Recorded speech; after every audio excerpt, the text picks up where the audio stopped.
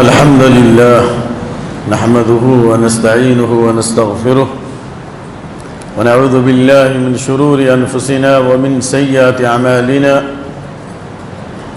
من يهده الله فلا مضل له ومن يضلل فلا هادي له وأشهد أن لا إله إلا الله وحده لا شريك له وأشهد أن لا إله إلا الله وحده لا شريك له وأشهد أن محمدًا عبده ورسوله أرسله بالحق بشيرا ونذيرا بين يدي الساعة وسراجا منيرا من يطع الله ورسوله فقد رشد ومن يعص الله ورسوله فقد ضل وغوى يا أيها الذين آمنوا اتقوا الله حق تقاته ولا تموتن إلا وأنتم مسلمون يا أيها الناس اتقوا ربكم الذي خلقكم من نفس واحدة وخلق منها زوجها وبث منهما رجالا كثيرا ونساء واتقوا الله الذي تساءلون به والأرحام إن الله كان عليكم رقيبا يا أيها الذين آمنوا اتقوا الله وقولوا قولا سديدا يصلح لكم أعمالكم ويغفر لكم ذنوبكم ومن يطع الله ورسوله فقد فاز فوزا عظيما أما بعد فإن خير الحديث كتاب الله وخير الهدي هدي محمد صلى الله عليه وسلم وشر الأمور محدثاتها وكل محدثة بدعة وكل بدعة ضلالة وكل ضلالة في النار فأعوذ بالله السميع العليم من الشيطان الرجيم من همزه ونفخه ونفثه بسم الله الرحمن الرحيم والفجر وليال عشر والشفع والوتر وقال تعالى ويذكر اسم الله في أيام معلومات اللهم إنا نعوذ بك أن نشرك بك شيئا نحن نعلمه ونستغفرك لما لا نعلمه اللهم إنا نسألك إيمانا ويقينا ومعافاة ونية اللهم اجعل أعمالنا كلها صالحة واجعلها لوجهك خالصا ولا تجعل لأحد فيها شيئا اللهم زينا بزينة الإيمان واجعلنا هداة مهتدين رب اشرح لي صدري رب اشرح لي صدري ويسر لي أمري واحلل عقدة من لساني يفقهوا قولي رب زدني علما خطبہ مسنونہ کے بعد سورۃ الفجر کی ابتدائی 3 آیتیں پڑھی گئی ہیں اور اسی ضمن میں سورہ حج کی آیت نمبر سورہ حج کی مشہور و معروف آیت نمبر پڑھی گئی ہے جن میں اللہ تعالیٰ نے عشر ذی الحجہ کی اہمیت فضیلت اور ان ایام میں عبادت کی اہمیت کو اجاگر کیا ہے۔ سورہ فجر کی ابتدائی 3 آیات میں اللہ تعالیٰ نے قسم کھائی اپنی چند مخلوقات کی۔ نمبر 1 والفجری، قسم ہے فجر کی۔ نمبر 2 ولیال عشر، قسم ہے 10 راتوں کی، یعنی 10 رات اور دن۔ عربی میں رات بول کر دن مراد لیتے ہیں، دن بول کر رات مراد لیتے ہیں، یعنی دن یا رات بولا جائے تو اس 24 گھنٹے کو شامل ہے۔ جس طرح یحییٰ اور زکریا علیہ السلام کے واقعے میں آیتک اللہ تکلم الناس 3 ایام الا رمزا، یا دوسری آیت میں 3 لیال سویہ۔ تو لیال عشر سے مراد کیا ہے اس کا بیان ہوگا، لیکن راجح قول میں اس مراد ذی الحجہ کے 10 دن ہیں۔ ولیال والشفع والوتر، اور قسم ہے طاق کی اور قسم ہے جفت کی اور طاق کی۔ تو آئیے پہلے ہم مفسرین کے بعض اقوال کی روشنی میں یہ گفتگو پیش کرنے کی سعادت حاصل کر رہے ہیں کہ اللہ کا فرمان قسم ہے فجر کی، اس سے کون سی فجر مراد ہے؟ اس میں 2 تفسیر ہے۔ پہلی تفسیر تو یہ ہے کہ فجر کل یوم، فجر کل یوم، ہر دن کی فجر مراد ہے، جو اللہ تعالیٰ کی ایک عظیم ترین نشانی ہے۔ ان قرآن الفجر کان مشہودا، فجر کی نماز میں فرشتے حاضر ہوتے ہیں۔ لیکن امام ابن کثیر نے بعض سلف کا قول نقل کیا اور جمہور کا قول یہی ہے، فجر یوم النحر، قربانی کا دن جو سال کے تمام دنوں میں سب سے افضل ہے، اس دن کی فجر کی قسم اللہ نے کھائی ہے۔ افضل الایام عند اللہ یوم النحر ثم یوم القر، تمام دنوں میں سب سے افضل دن قربانی کا دن ہے، اور پھر 11ویں تاریخ ہے، ابو داؤد کی حدیث ہے۔ تو قربانی کا دن جس طرح میں اس دن کی فجر کی بھی اہمیت ہے اللہ نے بتائی۔ یہ بھی عشر ذی الحجہ کا سب سے آخری دن ہے۔ اللہ نے ذی الحجہ کے 10ویں تاریخ کے فجر کی قسم کھائی، اس سے بھی عشر ذی الحجہ کی اہمیت معلوم ہوتی ہے۔ ولیال عشر، اور قسم ہے 10 راتوں کی، یعنی 10 رات اور دنوں کی اللہ نے قسم کھائی۔ اس سے کیا مراد ہے؟ اس سلسلے میں ابن عباس اور مجاہد، سعید بن جبیر وغیرہ کا قول ہے، بلکہ جمہور کا قول ہے کہ لیال عشر سے مراد ذی الحجہ کے 10 دن ہیں، جبکہ امام ابن تیمیہ اور امام ابن قیم رحمۃ اللہ علیہ کا رجحان یہ ہے کہ جس طرح ذی الحجہ کے 10 دن افضل ہیں، اسی طرح رمضان کی 10 راتیں بھی افضل ہیں، کیونکہ رمضان کی فضیلت رات کے اعتبار سے اور ذی الحجہ کی فضیلت دن کے اعتبار سے۔ رمضان کی فضیلت رات کے اعتبار سے اس لیے ہے کہ رمضان کی راتوں میں سے ایک رات میں قرآن نازل ہوا، نہ کہ دن میں نازل ہوا۔ انا انزلنا فی لیلۃ القدر، انا انزلنا فی لیلۃ مبارکہ، اور لیلۃ القدر کے ساتھ اللہ کے نبی 10 رات جگتے تھے، عبادت کرتے تھے، تو اس لیے لیالی نے قسم ہے 10 راتوں کی، یعنی رمضان کی آخری 10 راتوں کی، اور دن کے اعتبار سے ذی الحجہ کے 10 دن افضل ہیں، کیوں؟ اس لیے کہ اس میں قربانی کا دن بھی ہے۔ افضل الایام عند اللہ یوم النحر، سب سے افضل دن قربانی کا دن، اور اسی میں عرفہ کا دن بھی ہے، جس کے بارے میں حدیث آپ نے اس سے پہلے بھی بارہا سنی ہوگی، ما من یوم اکثر ان یعتق اللہ فی عبد من النار من یوم عرفہ، تمام دنوں میں سب سے افضل دن جس میں اللہ رب العالمین بے شمار لوگوں کو جہنم سے آزاد کرتا ہے، سب سے زیادہ جہنم سے آزاد کرتا ہے رمضان کی تمام راتوں میں، لیکن دن کے اعتبار سے سب سے زیادہ جہنم سے اللہ آزاد فرماتا ہے عرفہ کے دن، نمبر 1۔ نمبر 2، اسی 10 ذی الحجہ میں عرفہ کا دن ہے جس میں وَإِنَّهُ لَيَدْنُو، اللہ تعالیٰ قریب ہوتا ہے، بلکہ دوسری روایات کی روشنی میں نے کہا کہ اللہ تعالیٰ دن کے اعتبار سے عرفات کے دن میں سمائی دنیا پہ نازل ہوتا ہے۔ ثم یباہی بہم الملائکہ، مسلم شریف کی حدیث ہے، عرفات کے میدان میں جو لوگ جمع ہوتے ہیں ایک آواز کے ساتھ، ایک زمین پر، ایک لباس میں، ایک اللہ کی توحید کا نعرہ لگاتے ہوئے، پراگندہ حال ہو کر، تو اللہ رب العالمین فرشتوں پہ فخر کرتا ہے، اتونی شعثا غبرا ضاجین من کل فج عمیق، میرے بندے پراگندہ حال ہو کر دنیا کے مختلف خطوں سے آئے ہیں، اے فرشتوں گواہ رہو میں نے ان کی مغفرت فرما دی۔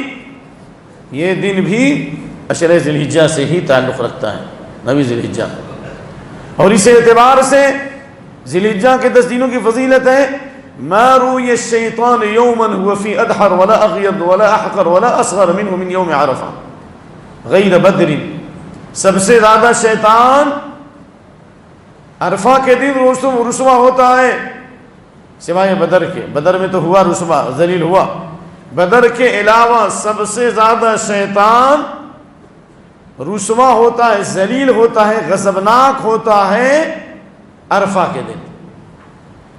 کیوں؟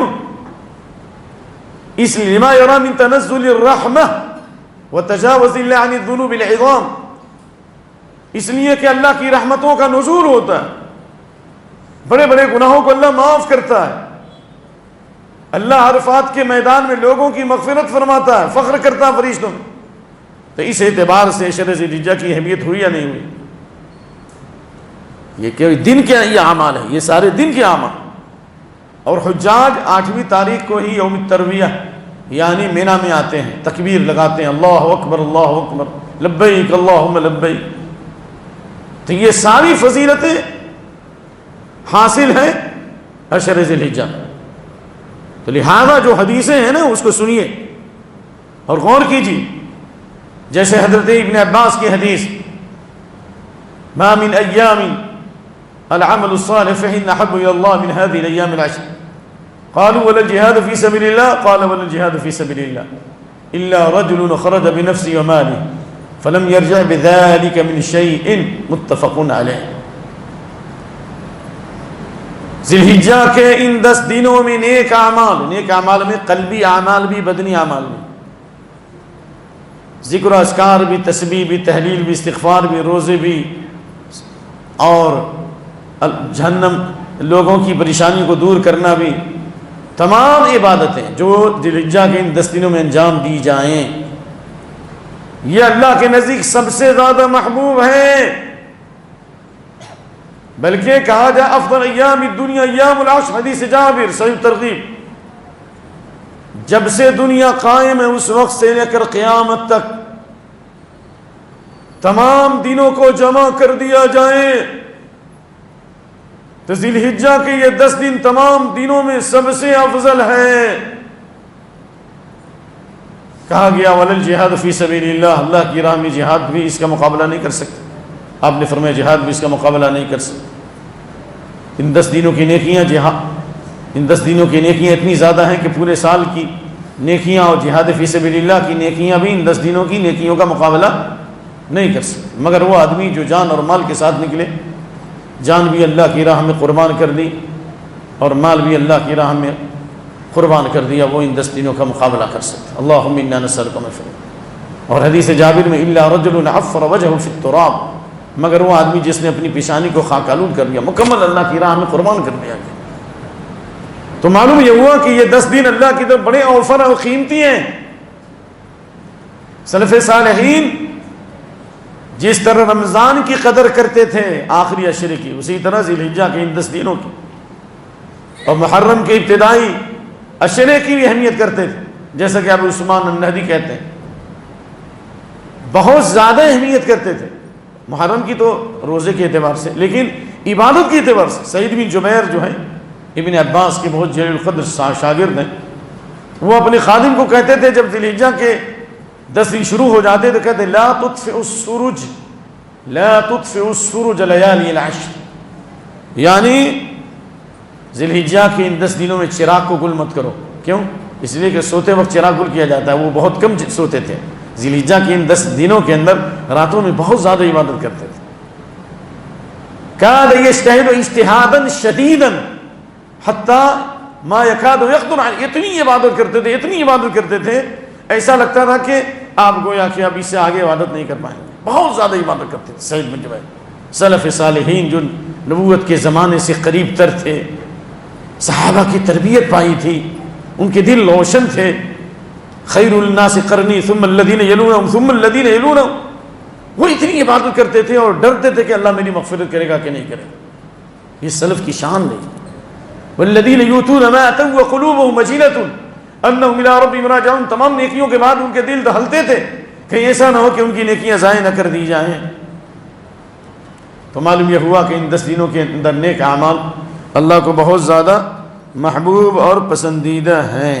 آئیے اس پر بھی غور کیجئے، رمضان کی فضیلت اس لیے کہ اس میں قرآن نازل ہوا، لیلۃ القدر ہے، اللہ بے شمار لوگوں کو جہنم سے آزاد کرتا ہے، لیکن آخر وجہ کیا ہے کہ ذی الحجہ کے ان 10 دنوں کی فضیلت رمضان کے دنوں سے بھی افضل ہے، واللہ العظیم۔ کیوں؟ وجہ ہوگی نہ کچھ، اس کی وجہ امام ابن حجر رحمۃ اللہ علیہ فرماتے ہیں والذی یظہر ان فضل امتیاز عشر ذی الحجہ لاجتماع امہات العبادۃ فیہ وہی الصلاۃ والصیام الصلاۃ والصیام والحج والصدقہ ولا یتأتی ذلک فی غیرہ۔ رمضان میں آپ حج نہیں کر سکتے، اگر کوئی رمضان سب سے افضل ہے، رمضان میں حج کریں گے تو وہ حاجی نہیں ہوگا، وہ پاجی ہوگا، اس کا حج ہی نہیں ہوگا، مردود ہو جائے گا، وہ گناہ ہوگا۔ تو جس طرح رمضان قرآن کے اعتبار سے افضل ہے، اللہ نے ذی الحجہ میں ایسی عبادتوں کو جمع کر دیا ہے جو سال کے تمام دنوں میں عبادتیں جمع نہیں ہوتی۔ مثال نماز، فرض نماز، نفل نماز کی بھی فضیلت ہے، حج کی اہمیت انہی 10 دنوں سے، ابراہیم علیہ السلام کی قربانی کی تاریخ بھی انہی 10 دنوں سے، اسماعیل علیہ السلام کو ذبح کیا گیا انہی 10 دنوں سے متعلق، اللہ کے نبی نے آخری خطبہ دیا حجۃ الوداع کا انہی 10 دنوں سے، اللہ اکبر۔ اور حرمت کے مہینوں میں سے بھی، ذی القعدہ، ذی الحجہ، محرم اور رجب، حرمت کے مہینے میں ساری فضیلتیں جمع ہو جاتی۔ تو اس اعتبار سے ان 10 دنوں کی فضیلت، اور امام ابن رجب رحمۃ اللہ علیہ نے اتنی قیمتی بات کہی ہے کہ آپ پریشان ہو جائیں گے، حیرت کریں گے کہ سلف کی نگاہ کتنی کڑی ہوتی تھی اور کتنی باریکیاں دیکھتے تھے۔ انہوں نے کہا کہ ان 10 دنوں کی فضیلت اس لیے کہ زندگی میں ایک بار حج فرض ہے، زندگی میں ایک بار حج فرض ہے، لیکن ہر انسان پر حج فرض نہیں ہے۔ مال ہے تو زکوٰۃ ہے، مال نہیں تو زکوٰۃ نہیں۔ اسی طرح جس کے پاس پورے سال کا خرچہ دینے کے بعد اتنا پیسہ بچتا ہے کہ خانہ کعبہ جا کر آ سکتا ہے، تو اس کے لیے فی الفور حج فرض ہے۔ تعجلوا الحج فإن أحدكم لا يدري ما يعرض، حج میں جلدی کرو کیونکہ یہ نہیں معلوم کہ کل کیا ہوگا۔ جلدی کرنا ہے، لیٹ نہیں کرنا ہے۔ آج آپ کروڑ پتی ہیں تو ہو سکتا ہے کہ کل خاک پتی بن جائیں۔ اللہ اپنی نعمتوں کی برسات ہم پہ برسائے، اور سب سے بڑی نعمت توحید سے اللہ مالا مال فرمائے۔ لیکن یہ حدیث ہے ابن ماجہ کی، ان عبدا صحت له جسمه والساعة عليه في المعيشة تمضي عليه 5 أعوام لا يفيد إلا الحج لمحروم۔ 5 سال جس کو اللہ نے صحت کے ساتھ رکھا، جسمانی اعتبار سے صحت مند بنایا، خوشحالی اور فارغ البالی سے اللہ نے نوازا، کسی کا محتاج نہیں بنایا، 5 سال گزرنے کے بعد بھی وہ حج نہیں کرتا، وہ ہر خیر اور بھلائی سے محروم کر دیا جائے گا۔ جس طرح لیلۃ القدر کے بارے میں حدیث، من حرم فقد حرم الخیر کلہ، جو لیلۃ القدر سے محروم ہو گیا سارے خیر سے محروم کر دیا جائے گا۔ اللہ اکبر۔ اسی طرح قدرت اور صلاحیت رکھنے کے باوجود جو 5 سال میں حج نہ کر سکا، وہ ہر خیر سے محروم کر دیا جائے گا۔ زندگی میں ایک بار ہے، اور اگر آپ کو اللہ صلاحیت دے تو اس سے بعض علماء نے یہ بھی کہا 5 سال میں ایک بار کرنا چاہیے، لیکن اگر نہیں کیا تو گنہگار نہیں ہوگا، یاد رکھیے۔ لیکن ہر آدمی حج نہیں کر سکتا، تو اللہ غفور الرحیم ہے، تواب الرحیم ہے، وہ رؤوف بالعباد ہے، وہ بندوں کے گمان کے ساتھ ہے۔ وہ اس نے ذی الحجہ کے اندر ایسی ایسی نیکیاں رکھ دی ہیں کہ اگر کوئی حج نہیں کرے گا تو حج کرنے کا ثواب مل جائے گا، بلکہ اس سے آگے بھی چلا جائے گا، چاہے وہ حاجی نہ کہا جائے، لیکن ہر دن حج اور عمرے کا ثواب ملے گا، ہر لمحہ ملے گا۔ اس لیے ذی الحجہ کے ان 10 دنوں میں نیک اعمال رکھے ہیں۔ تو اب سوال یہ ہے، ذی الحجہ کی فضیلت کو پانے کے لیے ہمیں کیا کرنا چاہیے؟ یہ سوال ہے نا جی۔ نمبر 1 تکبیر پڑھنا چاہیے۔ اب تو ہمیشہ اللہ اکبر پڑھتے ہیں، بھائی ہمیشہ پڑھتے ہیں، قرآن تو ہمیشہ پڑھتے ہیں، لیکن رمضان کی تلاوت اور غیر رمضان کی تلاوت دونوں برابر ہو سکتی۔ مسجد میں جماعت سے نماز پڑھنا اور گھر میں اکیلے نماز پڑھ لینا، وہ دونوں نماز برابر ہو سکتی۔ وہ تو قدرت رکھ کر جو آدمی مسجد میں نہیں آتا اس کی نماز ہی نہیں ہے۔ من سمع النداء فلم یات فلا صلاۃ له الا من عذر، سوائے عذر کے، بیماری ہو یا دشمن کا خوف۔ تو اس لیے حضرت عبداللہ بن عمر کی روایت، جو ما من ایام اعظم عند اللہ ولا احب الی العمل فیہن من هذه الايام العشر فاکثروا فیہن من التہلیل والتکبیر والتحمید۔ ان 10 دنوں میں لا الہ الا اللہ، اللہ اکبر، الحمدللہ پڑھو، یعنی اللہ اکبر لا الہ الا اللہ، اللہ اکبر للہ الحمد۔ یہ آپ دوسرے الفاظ بھی ہیں، اللہ اکبر لا الہ الا اللہ، اللہ اکبر وللہ الحمد۔ تکبیر پڑھنا بخاری اور مسلم کی حدیث ہے جو ہم لوگوں نے چھوڑ دی ہے۔ بخاری مسلم سے رفع الیدین کی حدیث تو لیا ہم نے، آمین کی حدیث تو لیا ہم نے، اور دوسری حدیثیں نہیں، لیکن اسی بخاری مسلم میں ہے کہ ابو ہریرہ اور عبداللہ بن عمر عشر ذی الحجہ میں بازار جاتے تھے، جو سب سے بدترین جگہ ہے، نمبر 1 جہاں شیطانوں کا ہجوم ہوتا ہے، نمبر 3 جہاں شیطان پوری فوج کے ساتھ بازار میں ہوتا ہے۔ اس لیے بازار کھلتے ہوئے بازار مت جاؤ، سب سے آخری میں بازار مت آؤ، کیوں؟ اس لیے کہ شیطان اپنے جھنڈے کے ساتھ بازار کھلتے ہی داخل ہوتا ہے اپنی فوج کے ساتھ۔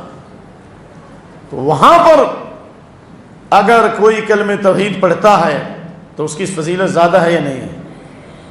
بھائی حدیث ہے نا ترمذی کی، امام البانی نے اور امام البانی نے اور حافظ زبیر علی زئی وغیرہ نے بھی اس روایت کی توثیق کی، اور بھی لوگوں نے، کہ من دخل السوق فقال لا الہ الا اللہ وحدہ لا شریک له له الملک وله الحمد وحی لا يموت بيده الخیر وهو على كل شيء قدیر كتب له 1000 حسنہ الى آخر الحدیث۔ شیطان پوری فوج کے ساتھ بازار میں ہوتا ہے، لیکن وہاں پر کلمہ توحید پڑھو گے تو 10 لاکھ نیکیاں لکھی جائیں گی. کتنی نیکی؟ 10 لاکھ. اللہ ہمیں توفیق عطا فرمائے.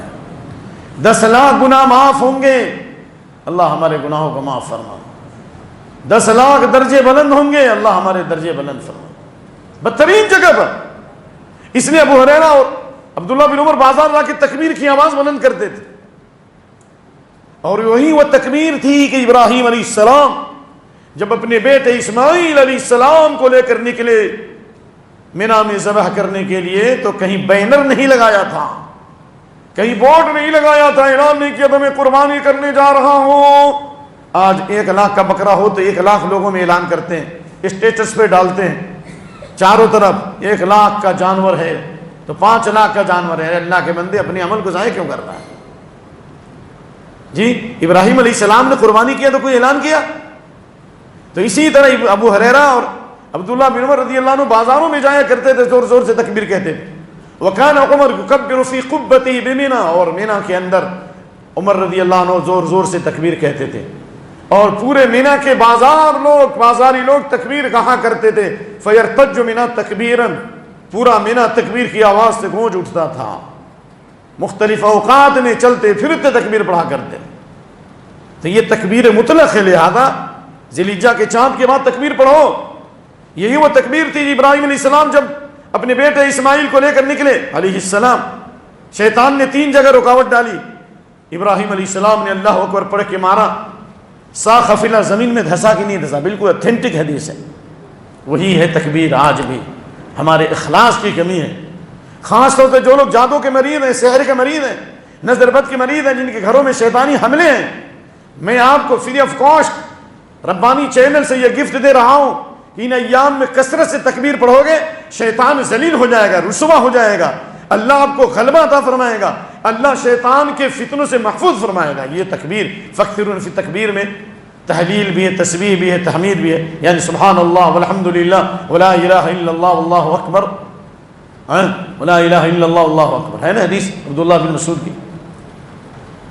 فمن ظن بالمال ان ينفقه وهاب الليل ان يكابده وخاف العدو ان يجاهده فليكثر من قول سبحان الله والحمد لله ولا اله الا الله والله اکبر. جو مال کی محبت میں گرفتار ہے, دنیا کی محبت میں گرفتار ہے, اللہ کی راہ میں مال خرچ کرنے میں تکلیف ہوتی ہے, دنیا کے معاملات میں پیسے لاکھوں روپیہ خرچ کرتا, فنکشن ہال میں تمام کا حساب دینا پڑے گا. لوگوں, جب تک کہ مال کا حساب نہیں دو گے جنت کی انٹری ممکن نہیں ہے. اللہ اکبر. جو مال کی محبت سے نکلنا چاہتا ہے اور رات میں آنکھ تہجد کے لیے نہیں کھل پاتی ہے, یا فجر میں آنکھ نہیں کھل پاتی ہے, یا دشمن کے حملے سے 2-4 ہے, اسے یہ کلمات پڑھنا چاہیے. کون؟ یہی جو ان ایام میں پڑھنا ہے, عام دنوں میں پڑھنا ہے. ان دنوں میں پڑھیں گے اور زیادہ اللہ آپ کے اندر عبادت میں اسپرٹ پیدا کر دے گا. اللہ آپ کو نفس و کنٹرول عطا فرمائے گا. دین کی راہ میں مال خرچ کرنے کا جذبہ بیدار ہوگا, اللہ کی راہ میں پیسہ خرچ کرنے کا جذبہ بیدار ہوگا, اور اللہ فجر میں آنکھ کھلا دے گا, تہجد میں آنکھ کھلائے گا. سبحان اللہ والحمد للہ ولا الہ الا اللہ واللہ اکبر. ایک شخص گلبرگہ میں جو سعودی عرب میں رہ چکا ہے, اس نے کہا کہ جب سے آپ نے یہ حدیث مجھے بتائی آج تک کبھی فجر نہیں چھوٹی. کئی سال ہو گئے, 10 سال, تقریباً 10 سال میں ایک دن فجر نہیں قضا ہوئی. جی, اور ہمارے ایک شیخ عبدالحد فرما رہے تھے کہ میں ناروے میں گیا, وہاں پہ ایک آدمی ملا, کہا کہ هذا الرجل الذي اسلم قبل 15 سنة لم تفته تکبیرۃ الاحرام. 15 سال میں ایک بار بھی تکبیر اولی فوت نہیں ہوئی اس کی. ان ایام کی جو تسبیحات ہیں اس پر اخلاص کے ساتھ عمل کرو. یہ ٹماٹر کی چٹنی نہیں ہے, اور یہ حیدرآباد کی چائے نہیں ہے, یہ مندی کا نشہ نہیں ہے, اور یہ حلیم اور حریص نہیں ہے کہ ہم مسجدوں کو ویران کر دیا, لیکن چائے خانے اور مندی کے ہوٹلز اور یہ حریص کے ہوٹلز آباد ہیں. مسجد کے در و دیوار سوال کرتے ہیں کہ تم نے اپنے اسلاف کی تاریخ کو کہاں فراموش کر دیا. مسجد کے گنبد سوال کرتے ہیں کہ تم نے اللہ کی توحید کو کہاں گم کر دیا. یا تجھ کو جب اپنا سبق ہی نہیں, تجھ کو دنیا میں جینے کا حق ہی نہیں. ان ایام کے اندر ان تکبیرات کو پڑھنا ہے خاص طور سے, اور اسی طریقے سے ان ایام کے اندر جو تکبیرات و تحلیلات کے علاوہ دوسری عبادتیں بھی ہمیں کرنی ہیں، ان عبادتوں کے اندر نفلی صدقہ و خیرات بھی ہے، نفلی نمازیں بھی ہے، تلاوت بھی ہے، استغفار بھی ہے، اور مریضوں کی عیادت بھی ہے، قبرستان کی زیارت بھی ہے، اسی طرح کسی کے کام آ جانا، کسی کی پریشانی میں کام آ جانا، یہ سارے اعمال ہیں. یعنی اس کو غنیمت سمجھیے، سارے اعمال ہیں. اللہ اکبر. اور ایسے اعمال خاص طور سے کرنا چاہیے ان ایام میں. اب لوگ میری بات کو ذرا غور سے سنیے کہ وہ کون سے اعمال ہیں جس سے حج کا ثواب ملے گا. بھائی ظاہر ہے 5 لاکھ اللہ جس کو دیا وہ جائے گا، اور بھی کوئی ضروری 5 کروڑ والے محروم ہیں، اور وہ بھی جسمانی قوت ہونی چاہیے. نہیں، اگر مال ہے اور جسمانی قوت نہیں ہے تو بدل حج اور بدل عمرہ بھی ہے. لیکن چند اعمال خاص طور سے ان ایام میں زیادہ کرنا چاہیے. جیسے ابو امامہ کی حدیث، من تطہر فی بیتہ فجاء الى صلاۃ مکتوبہ کاجر حاج المحرم. اللہ اکبر. ان ایام میں ہمیں جماعت کا خاص اہتمام کرنا چاہیے، جماعت سے نماز پڑھنی چاہیے. جو 5 وقت نماز جماعت سے پڑھے اور وضو کر کے مسجد آئے گا، اس کو اس حاجی کا ثواب ملے گا جو حالت احرام میں ہے. تو ان ایام میں اگر آپ احرام کے آپ وضو کر کے گھر سے آئیں گے تو آپ کی کوالٹی بڑھ جائے گی کہ نہیں بڑھے گی؟ اللہ کے نبی صلی اللہ علیہ وسلم حدیث ثلاثۃ کل ضامن اللہ ان عاش رزق وکفی وان مات ادخلہ اللہ الجنہ رجل خرج الى المسجد. 3 آدمی اللہ کی گارنٹی میں ہیں، اگر مر گئے تو ڈائریکٹ جنت میں جائیں گے، اور اگر زندہ رہے تو اللہ دنیا اور آخرت کی بھلائی سے نوازے گا. ان میں سے وہ آدمی جو وضو کر کے مسجد آتا ہے وہ اللہ کی حفاظت میں. نمبر 2، جو گھر میں سلام کر کے داخل ہو. سلام کر کے جائیے، سارے شر فتنے سے بچیے گا. ان ایام میں خاص طور سے سلام کر کے جائیے، اللہ کی اور سلامتی حاصل ہو. اور اللہ کی راہ میں جو نکلتا ہو، دعوت کی راہ میں نکلتا ہو، اسلام کے غلبے کے لیے نکلتا ہو. اسی طریقے سے اللہ کے نبی صلی اللہ علیہ وسلم نے ان صحابہ کو جنہوں نے کہا ذهب اهل الدثور بالاجور يصلون كما نصلي ويصومون كما نصوم ولهم فضل من اموالهم يحجون بها ويعتمرون ويجاهدون ويتصدقون. یعنی صحابہ آئے، غریب صحابہ، کہا کہ جو مالدار ہمارے بھائی ہیں وہ ہم سے بہت آگے بڑھ گئے، ان کے پاس وہ ہماری طرح نماز پڑھتے ہیں، ہماری طرح روزے رکھتے ہیں، لیکن ان کے پاس مال ہے، اس کی وجہ سے وہ حج اور عمرہ کرتے ہیں، ہم تو حج عمرہ کر نہیں سکتے. اور وہ اللہ کی راہ میں جہاد بھی کرتے ہیں، صدقہ بھی کرتے ہیں. تو آپ نے فرمایا کیا میں تمہاری رہنمائی نہ کر دوں ایسے عمل کیا؟ اگر اس کو پکڑ لو تو سبق تم ادرکتم من سبقکم، جو تم سے آگے بڑھ گئے ان کو پالو گے. اور ولا یدرکم احد من بعدکم، اور کوئی دوسرا آدمی تمہارے برابر نہیں ہو سکتا. تو آپ نے ہی بتایا تھا نا، ہر نماز کے بعد، یعنی اسے حرف نماز کے بعد سبحان اللہ، الحمدللہ، اللہ اکبر، تینوں کو سبحان اللہ 33 مرتبہ، الحمدللہ 33 مرتبہ، اللہ اکبر 33 مرتبہ. بتایا تھا کہ نہیں بتایا تھا؟ اس کا خاص اہتمام کیجئے نا ایام میں، انشاءاللہ حج اور عمرے کا ثواب اللہ تعالیٰ عطا فرمائے گا. اس لیے یہ اور بھی بہت سے اعمال ہیں، لیکن وقت کی کمی سے میں آپ کے سامنے نہیں بتا پا رہا ہوں کیونکہ سوئی اجازت نہیں دے رہی ہے. اسی طریقے سے مسجد آ کر کے علم حاصل کرنا. جو آدمی مسجد آ کر علم حاصل کرتا ہے، قرآن حدیث کا درس حاصل کرتا ہے، فاجروا کاجر الحاج تامن حج، تو اس حاجی کا ثواب ملے گا جو مکمل حج کر چکا ہو، جس کا حج مکمل ہو چکا ہے. اللہ وہ ثواب ملے گا اگر آپ مسجد میں آ کر یعلم خیرا یعلم یتعلم خیرا یعلم، خیر سیکھتا ہے، دین سیکھتا ہے اور دین سکھاتا ہے. تو یہ اعمال ہمارے کرنے کے، خاص طور سے مریضوں کی عیادت کیجیے، غریبوں کی زیارت کیجیے، قبرستان جائیے، آخرت موت یاد آتی ہے. اب یہ نہیں کہہ رہے کہ یہ اعمال سے نہیں ہے ایام کے ساتھ، لیکن نیکی کے اعمال ہے یہ نہیں. اور روزے کے بارے میں تو اسپیشل حدیث ہے. حنیدہ بن خالد کی کان نبی صلی اللہ علیہ وسلم یصوم 9 ذی الحجہ، ذی الحجہ کے 9 دنوں کا آپ روزہ رکھتے تھے. نمبر 1. نمبر 2 و3 ایام من کل شہر، اور ہر مہینے 3 روزہ رکھتے تھے. ویوم عاشوراء، عاشورہ کا روزہ رکھتے تھے. تو ذی الحجہ کے 9 دنوں کا روزہ آپ نے رکھا. اگر یہ حدیث نہ بھی ہو تو نیکی والے اعمال میں روزہ داخل ہے کہ نہیں ہے؟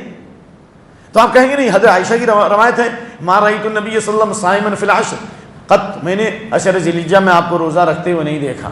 یہ حدیث ہے نا مسلم شریف میں. اور ایک طرف ہے کہ اللہ کے نبی نے رکھا اور ایک میں ہے کہ نہ رکھا، تو کیا کریں گے آپ؟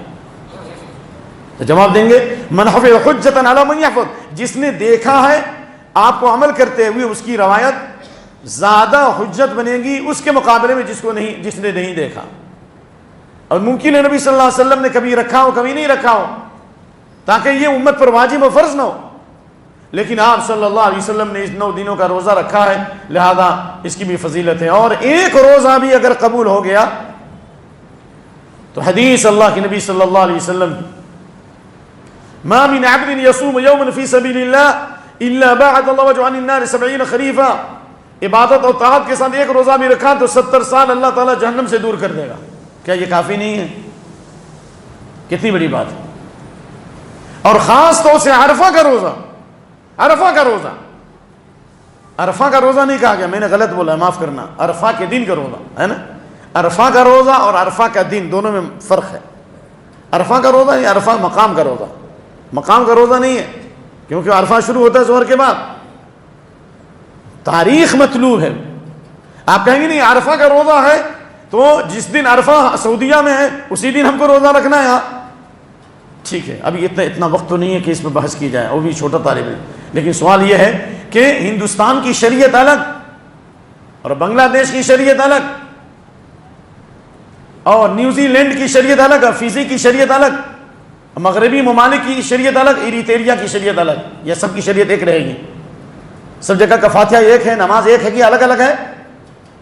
اگر سعودیہ کی رویت ہر جگہ معتبر ہے تو میں قسم رب ذوالجلال کی کہ مکتب میں میرے ساتھ کام کرنے والے جو مکتب الدعوہ ریاض میں کہا کہ جب تم لوگ عرفات کے میدان میں ہو تو ہم لوگ قربانی کا گوشت چباتے ہیں۔ ایریتریا میں سعودیہ سے 2 دن پہلے چاند ہوتا ہے، اور یہاں پر اگر شام ہوتی ہے تو وہاں 4 بجے صبح ہوتی ہے، 5 بجے صبح ہوتی ہے فیجی کے اندر۔ نیوزی لینڈ میں 1 دن پہلے چاند دیکھا جاتا ہے۔ کیا کریں گے؟ دین کو اللہ نے مشکل نہیں بنایا۔ جس نبی نے پیشاب پیخانے کا طریقہ بتایا، جس نبی نے ایک قدم کے بعد دوسرا قدم ڈالنے منایا، جس نبی نے کہا دجال آئے گا تو جب ایک دن 1 سال کی طرح اور پھر اس کے بعد مہینے کی طرح ہفتے کی طرح ہوگا، تو کہا نماز کیسے پڑھیں گے؟ صحابہ نے تو کہا کہ اندازہ کر لینا، یعنی 24 گھنٹے پہ اس کو بانٹ دیا جائے۔ اتنی چھوٹی بات بتائی کہ نہیں بتائی؟ بتائیں گے، یعنی اوقات کو بانٹو۔ 1400 سال کے بعد شریعت بدل جائے گی، یہ تو وہی بات ہے جو اکبر نے دین الہی ایجاد کیا تھا، کہا 1 سال تک شریعت محمدی ہے، اب نیا میتھڈ آئے گا، نیا دین الہی کے نام سوچنا شروع کیا۔ احمق تھا وہ، بیوقوف تھا۔ تو یہی ہے کہ آپ نے شریعت کو بدل دیا۔ اتنے سالوں تک جنہوں نے حج رکھا اور عمرہ کیا اور اس کے مطابق 9 تاریخ کو یہاں روزہ رکھا، ان کے بارے میں کیا کہیں گے؟ اور جن ممالک میں 2 دن پہلے چاند ہوتا ان کے بارے میں کیا کہیں گے؟ اور جہاں سعودیہ میں جہاں چاند ہوتا ہے وہاں 4 بجے صبح ہوتی ہے، وہ کیسے روزہ رکھیں گے؟ پھر دین کو آسان اللہ نے بنایا ہے۔ یہ اتحاد کے نام پر اختلاف کا بیج بویا جا رہا ہے۔ اللہ ان سب کو ہدایت عطا فرمائے، امت کے ساتھ متحد ہونے کی حدیث دے، امت کے ساتھ متحد ہونے کی توفیق دے۔ ابن عباس بڑے فقیہ ہیں، یہ اس دور کے یہ نوجوان، یہ نوزائیدہ LLPP لکھ لوڑا پڑھ پتھر ابن عباس سے بڑے عالم ہیں۔ بھائی ابن عباس نے شام کے اندر 1 دن پہلے چاند دیکھا گیا اور مدینے میں دوسرے دن کے بعد چاند دیکھا گیا، یعنی وہاں جمعرات کے دن چاند دیکھا، جمعہ سے روزہ ہے، اور مدینے میں جمعہ کو دیکھا گیا، ہفتے سے روزہ ہے۔ مسلم شریف میں حدیث ہے نا بھائی؟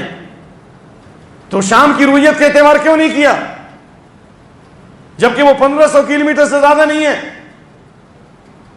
انہوں نے کہا کہ ہر ملک کی الگ الگ رویت ہے، ہذہ سنت نبینا۔ ہاں کچھ غلطیاں ہم لوگوں میں بھی ہیں کہ ہمیں مسئلہ معلوم کرنے کے لیے علماء کو متحد ہونا چاہیے، وہ ایک الگ مسئلہ ہے۔ تو اس کا مطلب علماء کی چند غلطی سے ہم شریعت کو بدل دیں گے؟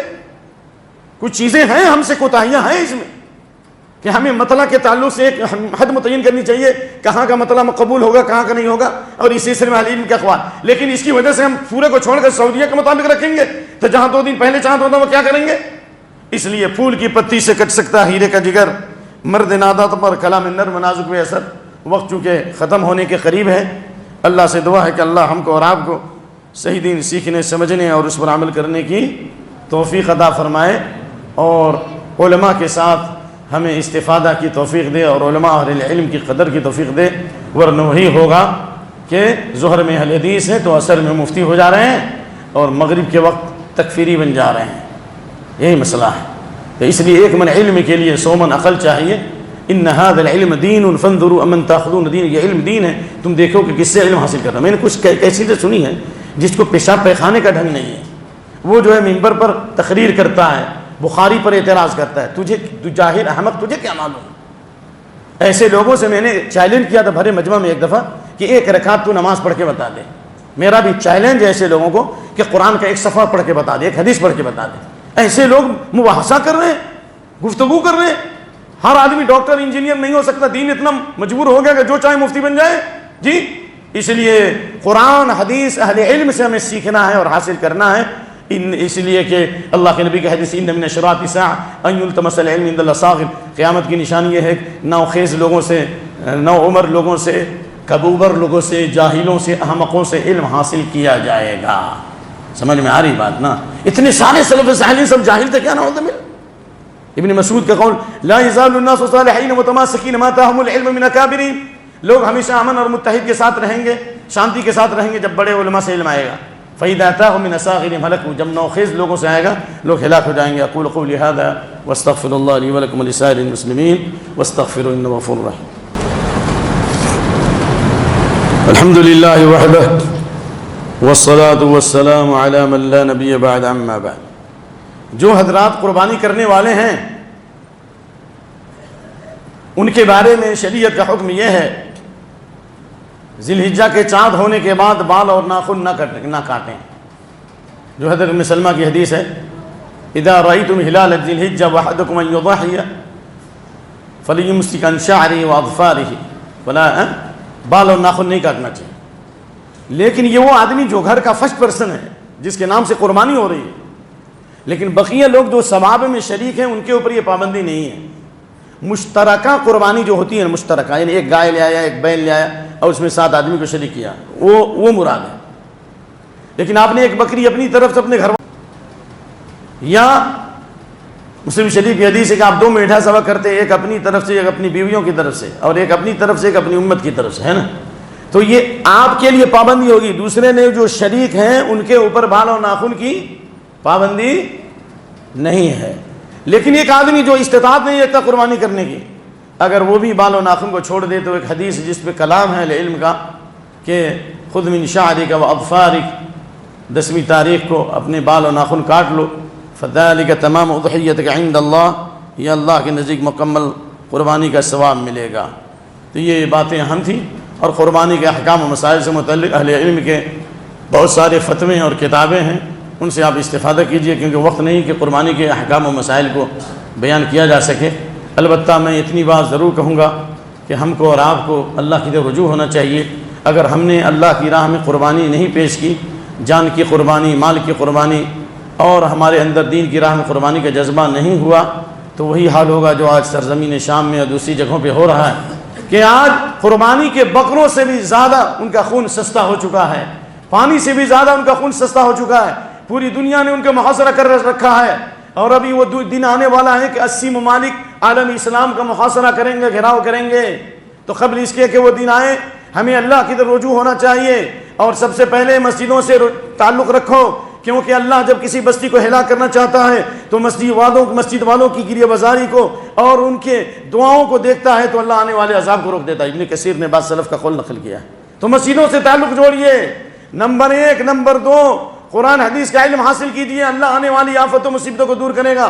جماعت سے نماز پڑھیے، خاص طور فجر کی نماز جماعت سے پڑھیے، اور جلدی رات میں سوئیں اور جلدی اٹھیں۔ ان اللہ یبغض کل جعزری جواب، اللہ ہر اس بندے سے بغض رکھتا ہے جو تکبر و غرور کرتا ہے، اڑیل ہے، اور جاہل بامر دنیا عالم بامر اخری، جو دنیا کے معاملات کو خوب جانتا ہے اور آخرت کے معاملات سے غافل ہے۔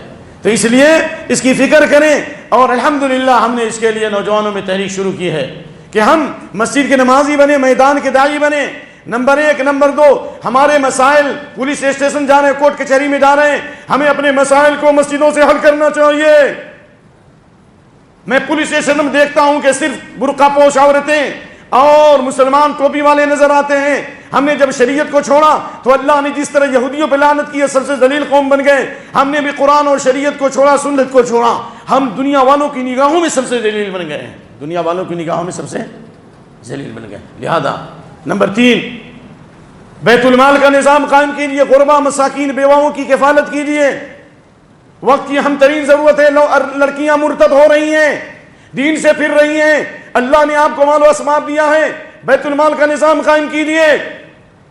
اور اسی کے ساتھ ساتھ یہ بھی ضروری ہے کہ طاقت و قوت پیدا کرو. دوسروں کی بات بعد میں کرتے ہو. حدیث فتنۃ حرب وحرب، آخری زمانے میں اللہ دشمنوں کو مسلط کرے گا، مسلمانوں کی زمینوں پہ قابض ہو جائیں گے. ما خبر قوم الحد الا صلی اللہ عدو من غیرہم، جو قوم اللہ کے قانون کو توڑ دے گی اللہ اس پر دوسری ظالم قوم کو مسلط کر دے گا. باخذوا ما فاخذوا بعض ما فی ایدیہم، جو ان کے املاک پہ قابض ہو جائیں گے. ایک زمین کو 4 بار بیچنا، لوگوں کی زمینوں پہ قبضہ کرنا، لوگوں کو دھوکہ دینا، یہ بہت بڑا فتنہ ہے. ہمیں اٹھنا پڑے گا. اور غیر مسلم صلح پسند غیر مسلموں کو بھی ساتھ لو. ظلم کو روکنے کے لیے صلح پسند غیر مسلموں کو بھی ساتھ رکھو. اللہ کے نبی نے فرمایا صلی اللہ علیہ وسلم کہ حلف الفضول، جو جب آپ کی عمر 35 سال کی ہوئی تھی اور آپ نے اس وقت اپنے چچوں کی تائید کی تھی اور اس وقت ساتھ دیا تھا مظلوموں کا، کہا کہ اگر اسلام کے اندر بھی اگر غیر مسلم اگر ظلم روکنے کے لیے تحریک برپا کریں گے ہم ان کے ساتھ ہیں. لو دعیت بلا جب. اے ہندوستان کے مسلمانوں، یہی وہ فلسفہ تھا ہندوستان کی آزادی میں. مسلمانوں نے غیر مسلموں کا ساتھ دیا اور غیر مسلموں کے تعاون کے دیش کی آزادی میں قربانیاں پیش کی ہیں. اور خود بنگال کے اندر اور انڈین مسلم یہ ایک انگریز کی کتاب ہے. اس نے کہا کہ صرف 1.5 لاکھ علماء اہل حدیث دیش کی آزادی کے لیے انہوں نے اپنی جان کو قربان کیا اللہ کی راہ میں. تو ابھی بھی ضرورت ہے کہ ہمارے اندر جو ظلم ہے اس کو روکنے کے لیے اٹھ کھڑے ہو.